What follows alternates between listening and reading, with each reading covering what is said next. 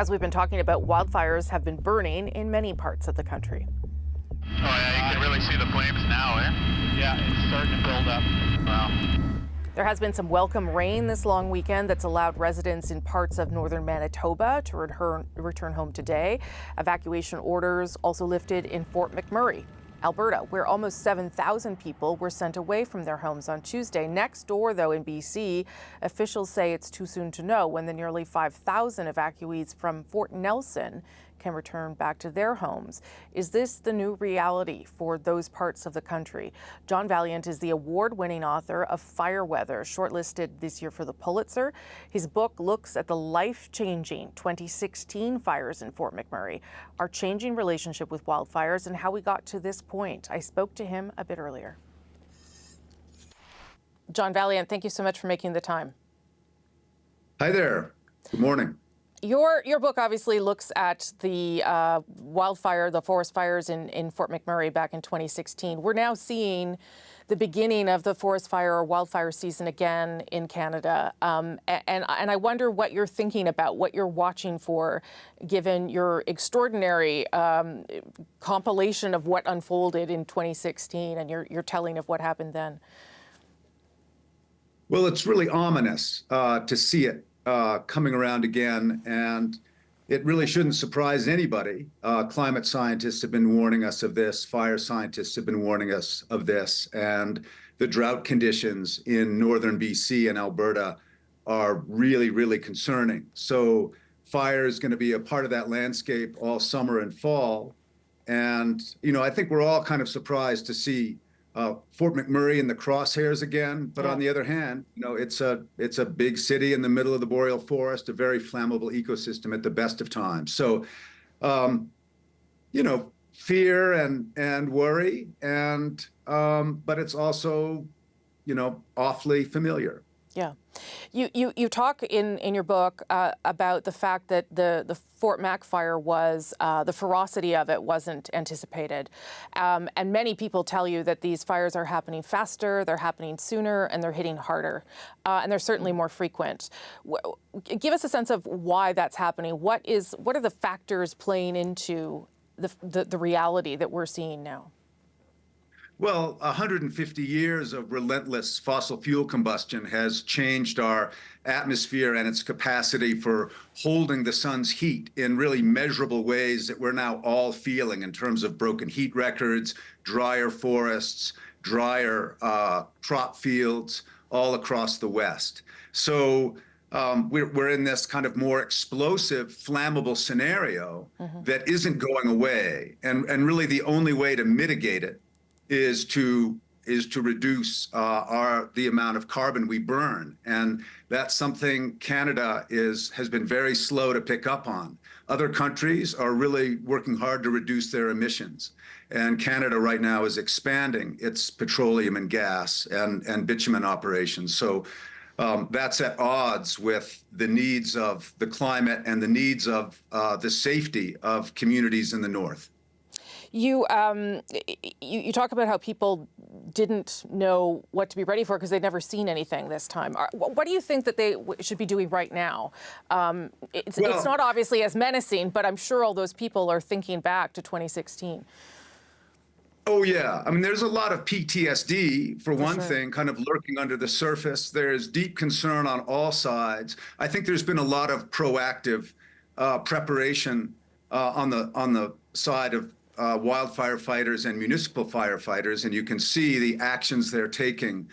They don't want to be caught like they were caught last time.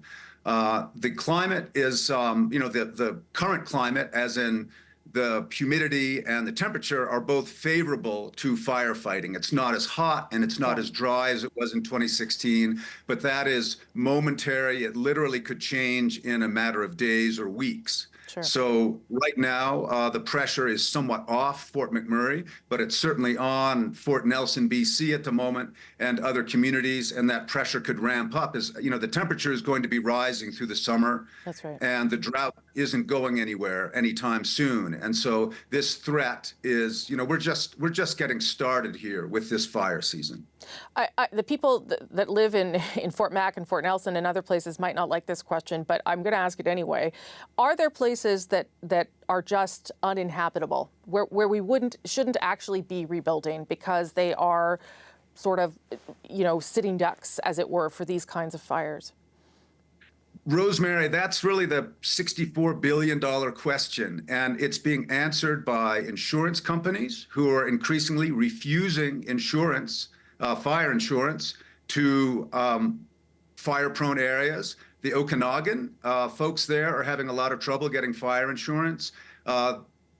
Large national insurance companies have refused to insure anybody in the state of California for new builds because of fire risk. So that's really going to impact the North. And if Fort McMurray gets hit again, or even threatened again as it is now, that's going to make insurance companies anxious. And it's going to change rates, and it's going to change how fiscally habitable the region is, not to mention the safety issues. And then there's the matter of the smoke. You don't even need to have a fire in your community to be plagued by smoke, sometimes for months at a time. You talked about how Canada isn't doing enough to mitigate our fossil fuels, and particularly around the oil sands. Though this particular government does have a climate change plan and a carbon tax, as you know. But do you think that the government is doing enough in terms of mitigation, of understanding how to prepare for these kinds of events? It's really a three-pronged approach. I mean, the bottom line is we need to decarbonize, but in the meantime, we really need to look at our communities differently and look at how we relate to fire differently. Because whether we like it or not, fire is relating to us differently.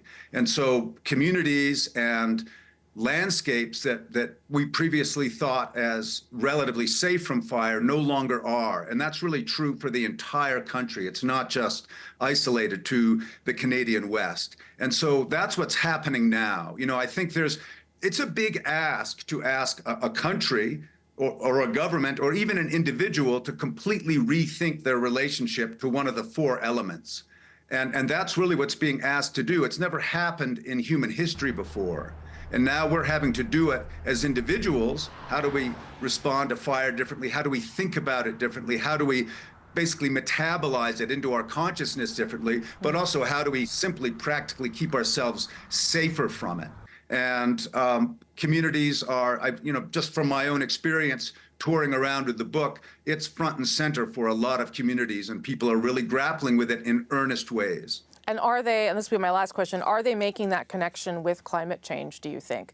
That how they deal with fire is about their own behavior? It really depends on the region. In Alberta, talk of climate and climate change is kind of a no-go zone, certainly at the policy level. There are citizens in Alberta who are thinking about it and acting on it as best they can. In BC, we're much more open about linking climate change to petroleum use and to fire risk. So it's really strange to think that we are all Canadians, and yet because of local government policies and attitudes, we're not able to engage with it on the same level. And it's going to take a unified approach. We cannot do this in a patchwork fashion. John Vaillant, so nice to meet you. Your book is a great read, and at any time, whether it's fire season or not. Thank you so much. Thank you, Rosemary. Really good to be with you.